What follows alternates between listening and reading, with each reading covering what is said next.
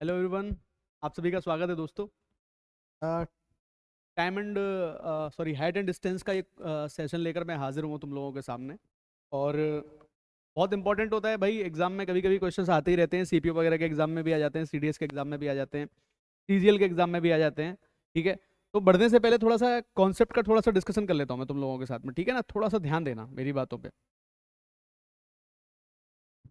देखो, height and distance में क्या होता है, बेसिकली राइट एंगल ट्राइंगल की प्रॉपर्टीज काम में आती हैं, है ना। राइट एंगल ट्राइंगल की प्रॉपर्टीज काम में आएंगी। राइट एंगल ट्राइंगल की प्रॉपर्टी हमेशा काम में आती हैं।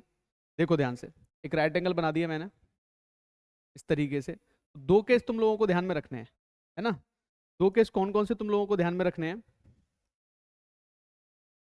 पहला केस क्या ध्यान में रखना है कि अगर ये 90 डिग्री, 30 डिग्री और 60 डिग्री वाला मैटर है, 90, 30 और 60 डिग्री वाला मैटर है अगर ये, तो क्या होगा। ठीक है, 90, 30 और 60 डिग्री वाला मैटर है तो क्या होगा। देखो ध्यान से, 90, 30, 60 डिग्री में क्या होता है, 30 के सामने जो साइड होती है उसको लेते हैं हम 1, 90 के सामने जो साइड होती है उसको लेते हैं हम 2, और 60 के सामने जो साइड होती है उसको हम क्या लेते हैं, √3। ये थोड़ा सा दिमाग में बिठाओ, है ना। दूसरा दूसरा जो हमारा राइट एंगल ट्राइंगल बनता है वो हमारा ABC। यहाँ ये 90 डिग्री है, और ऐसे केस में ये 45 डिग्री, 45 डिग्री का ले लिया मैंने। फिलहाल दो ही तुम्हारे लिए इंपॉर्टेंट है। आगे कभी थोड़ा और बढ़ेंगे आगे तो मैं कुछ और कॉन्सेप्ट भी समझाऊंगा तुमको यहाँ पर। इस केस में क्या होता है, 1 और √2 के रेशो में साइड्स बढ़ती हैं। जैसे मान लो तुम्हें एक साइड इसकी लेंथ दे दी, मान लो इसकी लेंथ दे दी 20 सेंटीमीटर AC की, तो तुम इजीली इसको निकाल सकते हो। यानी कि √2 की वैल्यू हो जाएगी तुम्हारी 20 सेंटीमीटर, तो 1 की वैल्यू यहाँ से कितनी आ जाएगी, 20/√2। तो √2 को ऊपर नीचे मल्टीप्लाई कर सकते हो, तो ये जो लेंथ बन जाएगी तुम्हारे पास वो बन जाएगी 10√2 सेंटीमीटर। 10√2 सेंटीमीटर बन जाएगी ये लेंथ, ऐसे मान के चल लेते हैं। ठीक है, इसी तरीके से यहाँ पे, उसी तरीके से यहाँ पे करते हैं। मान लो 60 के सामने कोई वैल्यू दे दी, मान लो हमें यहाँ पे दे दिया 15 सेंटीमीटर दे दिया, 15 सेंटीमीटर मान लेते हैं इसको। और मुझे इसके जैसे ये ABC इसको नाम दे दिया मैंने, और इसको तुम्हें कैलकुलेट करना है। ठीक है, तो √3 की वैल्यू तो आ रही है 15, तो 1 की वैल्यू यहाँ से कितनी आ जाएगी, 15/√3, और √3 से ऊपर नीचे मल्टीप्लाई कर लेना, तो 3 से ये 5 टाइम्स कैंसिल हो जाएगा, ये हमारा कितना मिल जाएगा, 5√3। ठीक है, तो ये दो पॉइंट्स तुमको समझने जरूरी हैं कोई भी क्वेश्चन अटेम्प्ट करने से पहले। तो अब आ जाओ क्वेश्चन की तरफ बढ़ते हैं। क्या कह रहा है, देखो question. From a point exactly midway between the foot of two towers P and Q, the angle of elevation of their tops are 30 degree and 60 degree. Angle of elevation वो होता है जब हम नीचे से ऊपर की तरफ देखते हैं। ठीक है, एक बार इसको भी देख लो। एंगल ऑफ एलिवेशन क्या होता है, एंगल ऑफ एलिवेशन यानी कि उन्नयन कोण होता है। Angle of elevation, angle of elevation जो हमारा होता है ये क्या होता है, जैसे मान लो हम यहाँ से देख रहे हैं और कोई बिल्डिंग है यहाँ पे, तो इसको मैं देख रहा हूँ यहाँ पे, तो ये जो बनेगा एंगल, ये हमारी आंख जो बना रही है यहाँ पे, इसको बोलते हैं एंगल ऑफ एलिवेशन, यानी कि उन्नयन कोण, उन्नयन कोण। ठीक है, और अवनमन कोण क्या होता है, अवनमन कोण जो होता है वो ये होता है अगर हम ऊपर से नीचे की तरफ देख रहे हैं, यहाँ से हमारी आंख है और ये फुट को देख रहे हो तुम, इसको देख रहे हो, तो ये जो एंगल बनता है बेसिकली ये एंगल होता है। ठीक है, इसको बोलते हैं अवनमन कोण, अवनमन कोण या angle of depression, angle of depression, angle of depression बोलते हैं इसको। ठीक है, इसको एंगल ऑफ एलिवेशन बोलते हैं, इसको एंगल ऑफ डिप्रेशन बोलते हैं। ठीक है, देखो ध्यान से, अब थोड़ा सा फिर से क्वेश्चन की तरफ आता हूं मैं। From a point exactly midway, midway यानी कि बीच में है, of the foot of two towers P और Q के बीच में, the angle of elevation of their tops are 30 degree and 60 degree, the ratio of height of P to that of Q।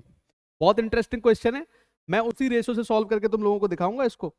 ठीक है, तो थोड़ा सा ध्यान देना आप सब लोग, है ना। देखो, अगर P और Q दो टावर्स हैं, यानी ये मान लो P टावर मान लिया मैंने और ये Q टावर मान लिया मैंने, इनके मिडवे में कहीं, मिडवे यानी कि यहाँ बीच में बिल्कुल है ना, तो ये पॉइंट, ये पी टावर है, ये क्यू टावर है, ठीक है। मिडवे इसको ए बी नाम दे देता हूँ, इसको सी डी नाम दे दिया हमने, इसको मिडवे यानी कि एम मान लेते हैं, ठीक है। तो एंगल ऑफ एलिवेशन जो बन रहा है, देखो यहाँ पर बन रहा है 30 डिग्री का, और यहाँ जो बन रहा है वो बन रहा है 60 डिग्री का बन रहा है, ठीक है। ये कहना चाह रहे हैं, तो कह रहे हैं कि इनकी जो हाइट है इनका रेशो कितना होगा, ठीक है। तो भाई मुझे ये बी एम पता है और ये एम डी पता है कि दोनों बराबर बराबर दूरी पे होंगे, बी और एम डी क्या होंगे, दोनों बराबर बराबर दूरी पे होंगे, तो ठीक है भाई। तो यहाँ पर ये 60 है तो ये 30 हो जाएगा, ये 30 है तो ये 90 हो जाएगा, यहाँ ये 30 है तो ये 60 हो जाएगा, और ये 60 है तो ये 90 डिग्री हो जाएगा। अब देखो जरा, 60 के सामने 1 है तो 30 के सामने √3, यानी कि इसकी वैल्यू कितनी आ गई, √3 आ गई। यहाँ देखो जरा, 30 के सामने 1 है, ओके ओके ओके, एक सेकेंड, ओके, यहाँ 60 के सामने 1 है, यानी कि √3 की वैल्यू है गाइज ये। तो यहाँ पर जो 30 के सामने बनेगा ना, एक सेकेंड एक सेकेंड एक सेकेंड, ये P है, तो 30 है तो ये 1 होगा ना, तो 1 की वैल्यू कितनी होगी, जब √3 की वैल्यू 1 आ रही है, √3 की वैल्यू 1 आ रही है, 60 के सामने √3 है, तो 1 की वैल्यू हो जाएगी 1/√3, ठीक है। तो ये बनेगा 1/√3, पहली बात। ये तो सीधा 30 के सामने 1 है तो Q बन जाएगा √3। तो P और Q की हाइट का रेशो लेना है, तो 1/√3 और √3 इसका रेशो आ जाएगा, यानी कि इधर मैं अगर चाहूँ तो √3 से ऊपर नीचे मल्टीप्लाई कर लेता हूँ, या फिर एक काम करते हैं, √3 से दोनों को मल्टीप्लाई कर लो, इसको √3 से मल्टीप्लाई कर लो, इसको √3 से मल्टीप्लाई कर लो, ठीक है। तो ये कैंसिल आउट हो जाएगा, तो 1:3 हमारा आंसर आ जाएगा, 1:3 हमारा आंसर आ जाएगा। अच्छा क्वेश्चन है, बहुत थोड़ा सा लॉजिक समझने वाला है। देखो ये मिड पॉइंट है ना, तो मैंने बराबर बराबर 1 1 मान लिया दोनों को। ये 30 है, ये 60 है तो ये 90 हो जाएगा, ये 60 है तो ये 30 है तो 90 हो जाएगा। 30 के सामने 1 है तो 60 के सामने √3 आ जाएगा, सीधा सीधा। यहाँ 60 के सामने 1 है, यानी कि √3 की वैल्यू 1 है, तो 1 की वैल्यू कितनी हो जाएगी यहाँ पे, 1/√3 हो जाएगी, और इन दोनों का रेशो हमें निकालना है, ठीक है। चलो नेक्स्ट क्वेश्चन की तरफ आ जाते हैं। देखो ये अच्छे इंटरेस्टिंग क्वेश्चन है, प्रीवियस ईयर क्वेश्चन है सारे के सारे। From the top of a cliff 100 metre high, एक 100 मीटर हाई क्लिफ है, the angles of depression of top and bottom of a tower is 45 degree and 60 degree. Top और बॉटम के एंगल ऑफ डिप्रेशन वहां से कितने बनने हैं, 45 डिग्री और 60 डिग्री बनने हैं। The height of tower, tower की हाइट बतानी है, तो कुछ इस तरह का फिगर बनेगा। देखो जरा ध्यान से, ये हमारी क्लिफ है, ये क्लिफ है हमारी, एक क्लिफ मान ली हमने अपनी, ठीक है, और ये हमारा टावर मान लिया। तो टॉप और बॉटम, ठीक है, ये टावर की लेंथ हाइट मैंने h मान ली, ये क्लिफ है हमारी, ठीक है। एंगल ऑफ डिप्रेशन की बात अगर की जाए, तो अगर मैं इसको इससे मिला दूं, इसको इससे मिला दूं, ठीक है, तो यहां पर जो एंगल बनेगा टॉप के साथ में 45 डिग्री बता रहे हैं ये, ठीक है, तो यहां पर भी ये एंगल कितना बन जाएगा, 45 डिग्री बन जाएगा। बॉटम के साथ में जो बता रहे हैं, यानी कि ये वाला एंगल जो बता रहे हैं 60 डिग्री बता रहे हैं, तो ये वाला एंगल हमारा क्या हो जाएगा, 60 डिग्री हो जाएगा, ठीक है। और ये जो हाइट है इसकी, ये 100 मीटर की क्लिप है, जो क्लिफ की हाइट है हमारी, ये कितने मीटर की है, 100 मीटर। क्लिफ हमारी 100 मीटर की है, इसको मैंने नाम दे दिया ए बी, और इसको नाम देते हैं सी डी। बस अब देखो कैसे क्वेश्चन सॉल्व हो जाएगा, इसको नाम दे दिया ई, ठीक है। अब मुझे बताओ जरा, इस ट्रायंगल में देखो एक बार, ठीक है, और एक बार इस बड़े ट्रायंगल में देखना, ठीक है। इस बड़े ट्रायंगल में अगर आप देखोगे, चाहे इस ट्रायंगल में आप देखोगे, भाई ये टॉप के साथ में जो एंगल बन रहा है 45 डिग्री का बन रहा है, ठीक है भाई, 45 का बन रहा है। बॉटम के साथ में जो बन रहा है वो कितने का बन रहा है, 60 डिग्री का बन रहा है। तो इस तरीके से एंगल ऑफ डिप्रेशन बनते हैं, इस तरीके से एंगल ऑफ डिप्रेशन इसी तरीके से बनते हैं। और क्लिफ की हाइट हमको दे दी है ऑलरेडी, ठीक है। हमसे ये पूछ रहा है ये हाइट कितनी आएगी, इस वाली हाइट के बारे में पूछा जा रहा है हमसे, ये हाइट कितनी आएगी। तो इसके लिए तुम्हें क्या करना है कि तुम्हें एक्चुअल में ये पता होना जरूरी होगा इसके लिए, है ना, ये पता लग जाए, या इस तरीके से कैसे भी करके तुम्हें निकालना पड़ेगा।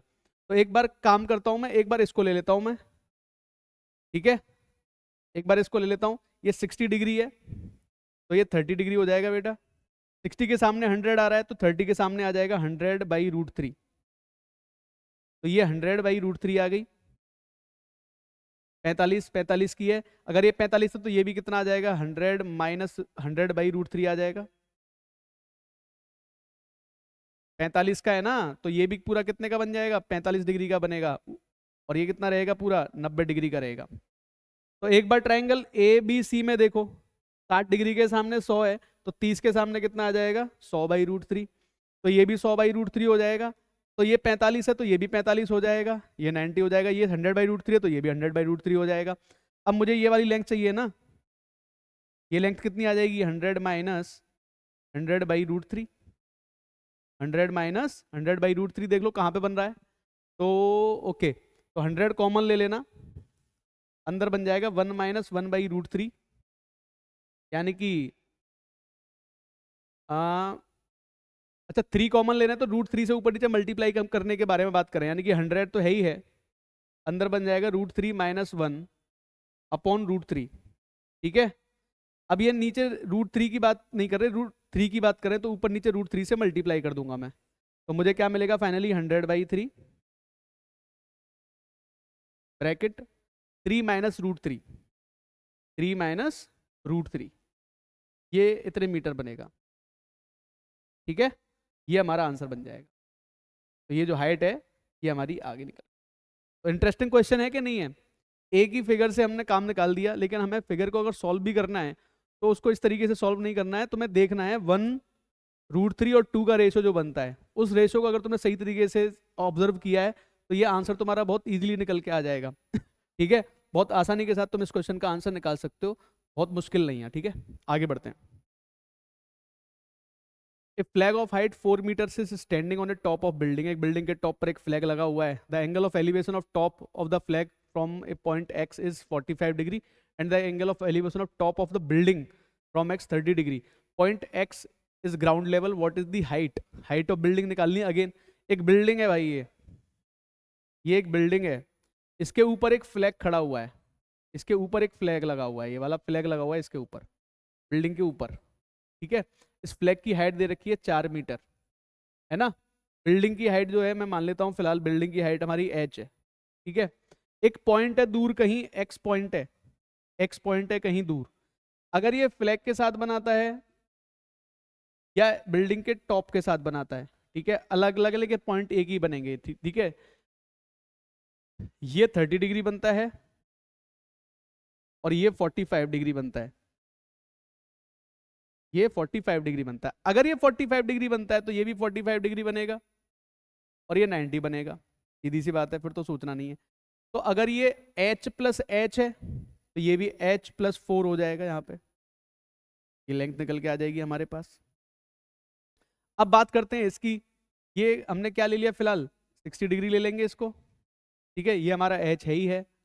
तो अब देखो जरा ध्यान से, 30 के सामने यहाँ पे क्या आ रहा है, h आ रहा है। ठीक है, और इसके सामने यहाँ पे कितना आएगा हमारा, h√3। कितना आ जाएगा भाई, h√3 आ जाएगा, h√3। अब इसी पॉइंट को तुम्हें समझना है। देखो अगर मैं इस क्वेश्चन को tan थीटा वगैरह लेके सॉल्व करूंगा तो मजा नहीं है, थोड़ा ध्यान दो मेरी बात पे। पहले बड़े वाले ट्राइंगल की बात करता हूँ ABC की, और फिर D की बात कर लेंगे। यहाँ पे D ABC में अगर ये 45 डिग्री बना रहा है तो ये भी 45 बनाएगा, ये 90 बनाएगा। 45 वाली साइड बराबर होती है, ये साइड पूरी कितनी हो जाएगी, h प्लस 4 हो जाएगी, ये पूरी साइड बनेगी h प्लस 4। ठीक है, और ये भी साइड कितनी हो जाएगी, h प्लस 4। अगर मैं ट्राइंगल CDB की बात करूं तो ये 30 डिग्री है, 60 डिग्री है, ये B है। 30 डिग्री के सामने अगर हाइट है h, ये वाली हाइट h है, तो ये h√3 हो जाएगा 60 के सामने। तो क्या ये दोनों बराबर नहीं है, सॉल्व हो जाएगा यहीं से अब ये क्वेश्चन। h प्लस 4 की जो वैल्यू आ रही है that is equal to h√3। तो 4 की जो वैल्यू आ रही है यहाँ से h√3 माइनस 1 हो जाएगी। तो h की जो वैल्यू मिलेगी मुझे यहाँ पे that is equal to 4/√3 minus 1। √3 plus 1 से ऊपर नीचे मल्टीप्लाई कर लेना, √3 प्लस 1 से ऊपर नीचे मल्टीप्लाई कर लेना।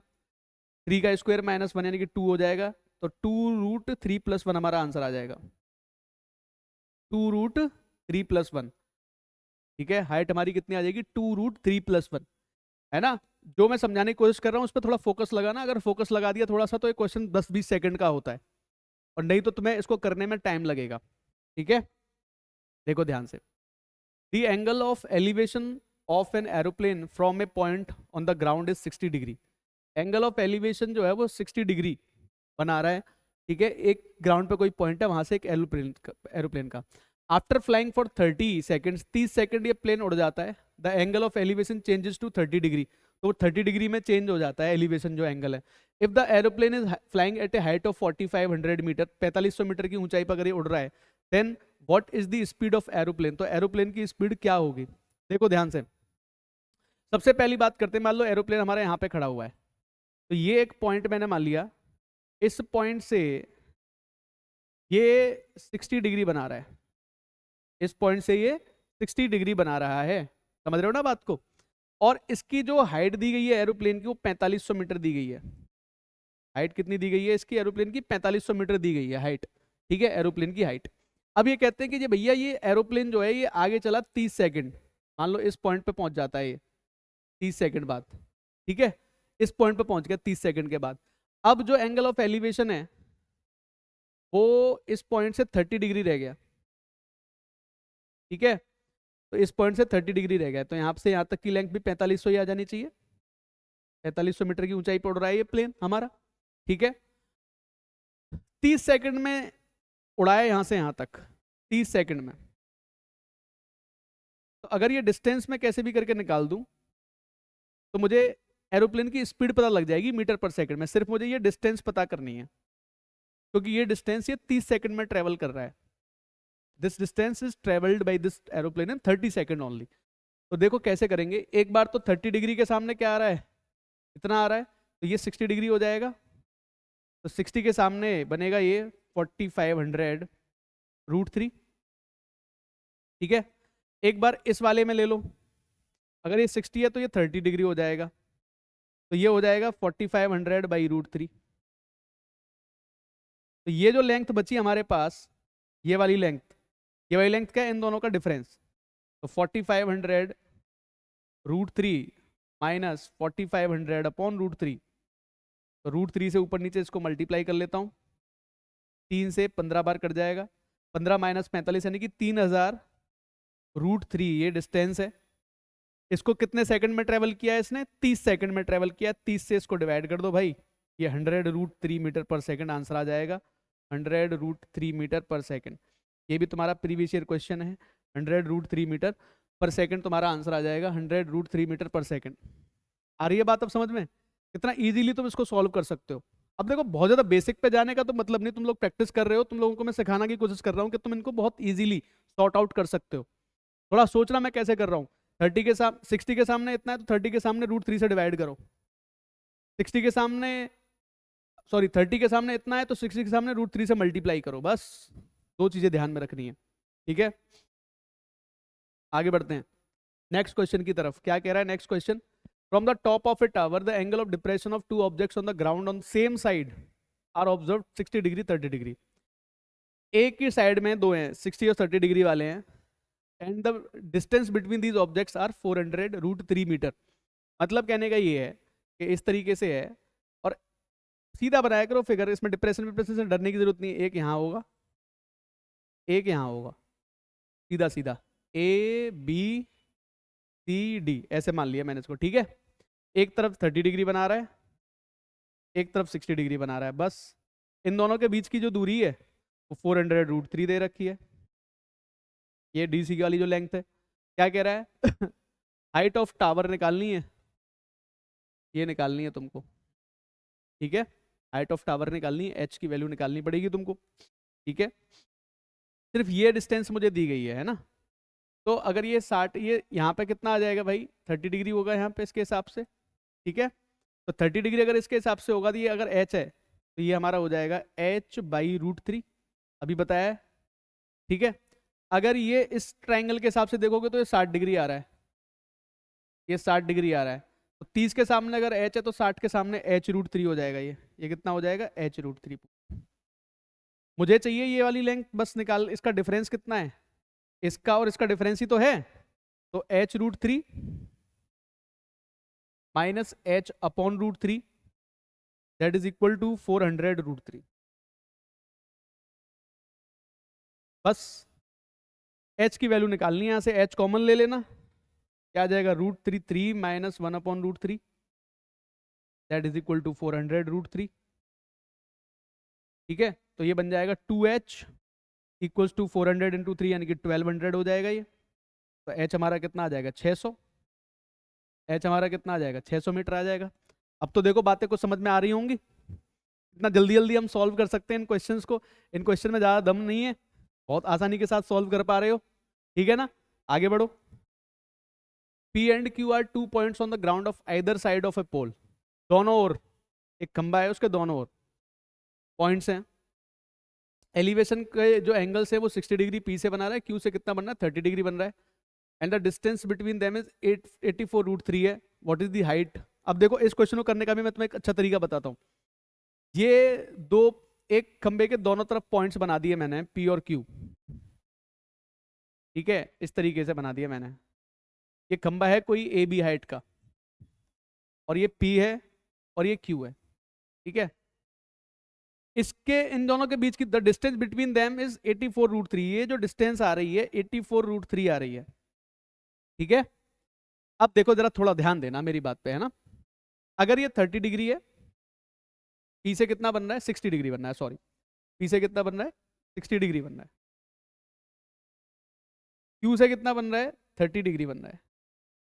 तो Q के हिसाब से ये 60 डिग्री बनेगा, और P के हिसाब से देखोगे तो ये 30 डिग्री बनेगा, ठीक है।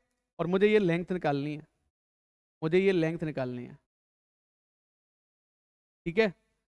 तो वैसे तो ये 90 डिग्री बन गया, और ये भी अगर देखा जाए तो ये 90 डिग्री बनाएगा, तो तुम सिमिलरिटी का कॉन्सेप्ट भी यूज करना चाहो तो कर सकते हो, लेकिन यहाँ पर ये लेंथ दी है ना, मैं इसके आधार पे सॉल्व कर दूंगा इसको।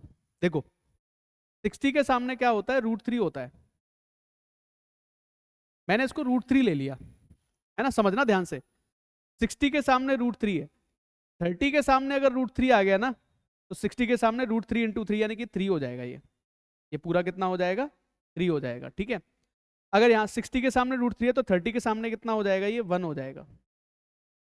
30 के सामने 1 है, 60 के सामने √3 है, यहाँ 30 के सामने √3 है तो 60 के सामने 3 हो जाएगा।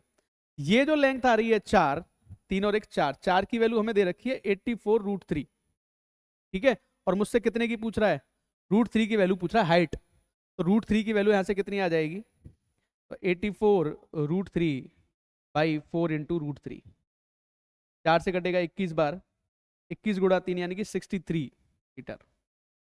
अब बोलो तुम लोग, अब बोलो तुम लोग, बात आई कुछ। हमने कुछ खास किया ही नहीं, सिर्फ मैंने रेशियो लिखा एक बार, मैंने बस इसको देखा 60 के सामने √3, बस 30 के सामने √3 तो 60 के सामने 3, 60 के सामने √3 तो 30 के सामने 1, और ये 1 + 3 कितना है 4, 4 की वैल्यू कितनी है इतनी, और हाइट कितनी है हमारी √3, ये हमें हाइट चाहिए बस, ठीक है। चलो बढ़ो नेक्स्ट क्वेश्चन की तरफ। A vertical tower stands on a horizontal plane, एक वर्टिकल टावर एक हॉरिजॉन्टल प्लेन पे खड़ा हुआ है, and is surmounted by a vertical flag staff of height h, ठीक है भाई। At a point on the plane the angle of elevation of bottom of the flag staff is alpha and that of top of the flag staff is beta, ठीक है भाई। Then the height of tower, तो मतलब कुछ इस तरीके से कहना चाह रहा है, और इसके ऊपर एक फ्लैग लगा हुआ है, ये वाला फ्लैग लगा हुआ है, ठीक है। तो इस तरीके से बने हुए हैं, दो एंगल्स बने हुए हैं, ठीक है। ये दो एंगल्स बने हुए हैं इस तरीके से, इसको मैंने नाम दे देता हूं मैं ABCD, पूरा नाम दे देते हैं इसको, ठीक है। अब ये क्या कह रहा है मुझे क्या चाहिए, इसकी हाइट BC चाहिए, BC चाहिए अपने को, ठीक है। देखो ध्यान से, अब हाइट इसकी कितनी है h, इसकी हाइट है h, ठीक है। BC की हाइट फिलहाल मैं x ले लेता हूँ, ठीक है। BC की हाइट में फिलहाल कितनी ले लेता हूँ, तो ये यहाँ से यहाँ तक जो टोटल हाइट बनेगी वो x + h बनेगी, टोटल हाइट कितनी बनेगी x + h बनेगी। At the point the angle of elevation bottom of the flag के पास से जो बन रहा है वो अल्फा है, और टॉप से जो बन रहा है वो बीटा है, ये अल्फा है ये बीटा है, ठीक है। अब ये कह रहे हैं कि भाई ये x की वैल्यू चाहिए मुझे, तो जरा यहां से देखो पहले, अगर यहाँ से 10 अल्फा लोगे आप, यहाँ से अगर 10 अल्फा लोगे आप, 10 alpha equals to x upon DC, DC यानी कि डीसी की जो वैल्यू आएगी आपकी एक्स 10 अल्फा आ जाएगी। डीसी की वैल्यू आपकी कितनी आ जाएगी, एक्स 10 अल्फा आ जाएगी। ठीक है, लंब बटे आधार, परपेंडिकुलर अपॉन बेस होता है। 10 बीटा अगर लोगे तो 10 बीटा अगर लोगे तो ये हाइट कितनी है, x plus h upon D C. तो यहाँ से डी सी की जो वैल्यू आ जाएगी that is equal to x plus h upon 10 beta. देखो यहाँ पे गलत लिख दिया था ना, डी सी हमारा कितना हो जाएगा, एक्स अपॉन 10 अल्फा हो जाएगा यहाँ पे, है ना, एक्स अपॉन 10 अल्फा हो जाएगा। एक्स डी सी की जो वैल्यू आएगी एक्स अपॉन 10 अल्फा। तो दोनों तरफ डी सी को कैलकुलेट कर लो, आंसर आ जाएगा। डी सी की वैल्यू को बराबर बराबर रख लो। यहाँ डी सी की वैल्यू है एक्स अपॉन 10 अल्फा और यहाँ पर डी सी की वैल्यू है x plus h upon 10 alpha. ठीक है, मुझे एक्स की वैल्यू चाहिए, मुझे एक्स के टर्म में चाहिए, ये एक्स की टर्म में। तो एक्स 10 बीटा, सॉरी है ना, ये 10 बीटा है, तो एक्स 10 बीटा की जो वैल्यू आएगी that is equal to x 10 alpha my plus h 10 alpha. इधर x कॉमन ले लोगे अगर आप, 10 बीटा माइनस 10 अल्फा हो जाएगा ये, that is equal to h 10 alpha. और यहाँ से x की वैल्यू निकाल दोगे अगर आप, यहाँ लिख देता हूँ, x इक्वल्स टू हमारा कितना आ जाएगा, H 10 alpha divide by 10 beta minus 10 alpha, 10 beta minus 10 alpha. तो ये थोड़ा सा प्रूफ करना पड़ेगा तुमको, थोड़ा सा सोचना पड़ेगा इस ऐसे क्वेश्चन में अगर आ जाए तो, यानी कि हमारा ऑप्शन नंबर बी सही हो जाएगा। यही तुमसे निकलवाना चाह रहा है बस ये। तो डीसी दोनों में कॉमन आएगा तो डीसी को कंपेयर करना पड़ेगा, डीसी को कंपेयर कर लोगे तो आंसर आ जाएगा तुम्हारा। डीसी को कंपैरिजन में रखना पड़ेगा, डीसी की वैल्यू ये भी आ रही है, डीसी की वैल्यू ये भी आ रही है, दोनों को बराबर रख दोगे अगर तो यहाँ से तुम इसको सॉल्व कर सकते हो इजीली। तो यहाँ से एक्स की वैल्यू आएगी H 10 alpha upon 10 beta minus 10 alpha आ जाएगा। ठीक है, एक और क्वेश्चन ले लेते हैं। ठीक है, थोड़ा लंबा हो जाएगा सेशन बट ले लेते हैं एक और। एक बैलून है, वो leaves from a point P, rises at a uniform speed. After 6 minutes, an observer is situated at the distance of 450√3 meters from point P. Observe that angle of elevation of balloon is 60 degree. Assume that point of observation and point P are on the same level. What is the speed of balloon? balloon की speed भैया कितनी है? और balloon की speed आपको किस में निकालनी है? यहाँ पे मीटर पर सेकंड में बतानी है। ठीक है, √3 की हो सकता है वैल्यू यूज करनी पड़ जाए, पर देख लेते हैं ना। एक बलून है, आफ्टर 6 मिनट, ओके